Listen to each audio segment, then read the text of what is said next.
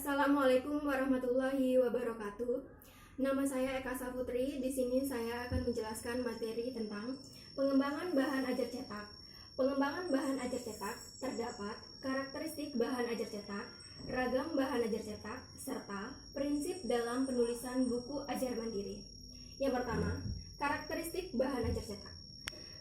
Bahan ajar cetak merupakan sesuatu yang berisi informasi dan pengetahuan yang dapat dipelajari dan pada dasarnya digunakan untuk memfasilitasi dalam proses pembelajaran pada diri peserta didik. Bahan ajar cetak bersifat universal karena mudah dan murah untuk digunakan. Apapun bentuknya, baik cetak, non-cetak, haruslah dapat berfungsi sebagai sarana yang efektif, efisien, dan menarik. Kenapa dikatakan seperti itu? Karena dapat membantu peserta didik dalam melaksanakan proses pembelajaran yang dapat memenuhi kompetensi yang telah diterapkan. Bahan yang berkualitas haruslah mampu meningkatkan daya ingat serta retensi tentang isi dan materi yang telah dipelajari, serta mampu meningkatkan motivasi pada diri peserta didik. Bahan ajar cetak berperan sangat penting karena sebagai sarana pembelajaran yang mampu membuat peserta didik dapat menerapkan pengetahuan dan keterampilan yang telah dipelajari. Yang kedua, ada ragam bahan ajar cetak. Ragam bahan ajar cetak meliputi yang pertama, handout, folder, buku teks, dan buku ajar mandiri atau modul. Yang pertama, handout. Handout adalah artikel yang berisi informasi dan pengetahuan yang dapat dipelajari oleh peserta didik. Contohnya itu seperti fotokopi artikel, dan yang kedua ada PPT atau PowerPoint, dan ada clipping koran, kemudian ada artikel utuh. Yang kedua ada folder. Folder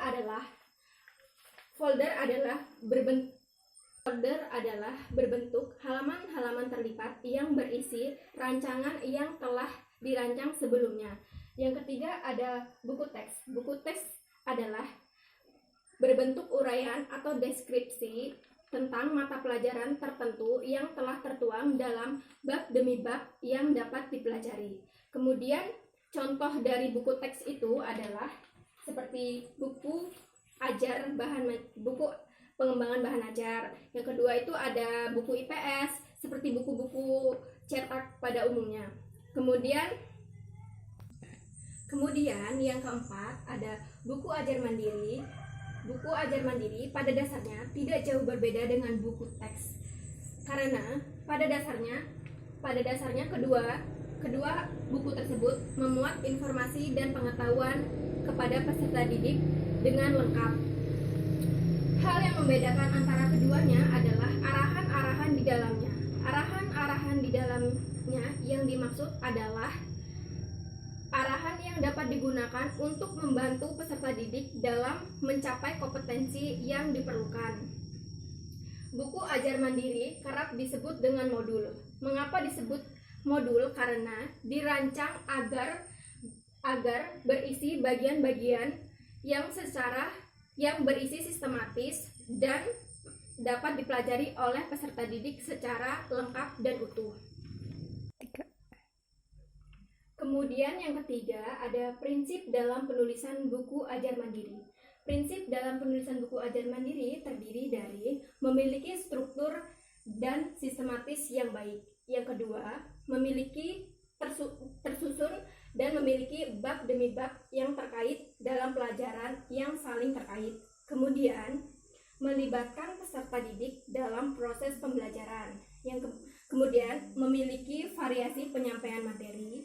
Selanjutnya, memberikan umpan balik terhadap peserta didik. Dan yang selanjutnya, mendorong peserta didik untuk melakukan latihan menulis dan belajar. Kemudian yang terakhir, melakukan evaluasi hasil belajar. Sekian penyampaian materi dari saya tentang pengembangan bahan ajar cetak. Saya Saya akhiri, wabillahi taufik wal hidayah. Wassalamualaikum warahmatullahi wabarakatuh.